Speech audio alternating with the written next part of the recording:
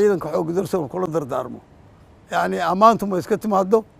in lagu ammaano oo hadda mataqaanaa tira waa la ammaanay waa fariisanayaan wax ma tarto waxaa loo baahan yahay ammaanta iyo magaca iyo banaanka aan ka muujinay keliya kuma filna ficil bay u baahan tahay inaan ficilkayga ka dhamanay u baahan tahay waajibaadkayga inaan gudanay u baahan tahay isxilqaan gaar ah oo aad iyo aad kii hore ka badan bay u baahan yihiin maxaa yeele shalay haddii meel lagu ammaanay berri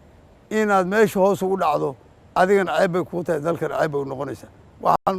aad ugu ammaanayaa ciidankeenna iyo waajibaadka saraakiisheenna waajibkooda dad gutay inay waxaan kusii boorinaya inay kor usii qaadaan oo sii kordhiyaan si aan mataqaanaa dhibaatadan ummadda soomaaliya haysata aan uga dulqaadno waajib bay nugu tahay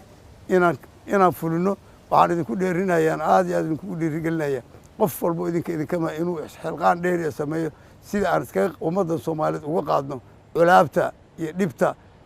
hortaagan oo diidsan horumar iyo nabad in ummaddaani gaarto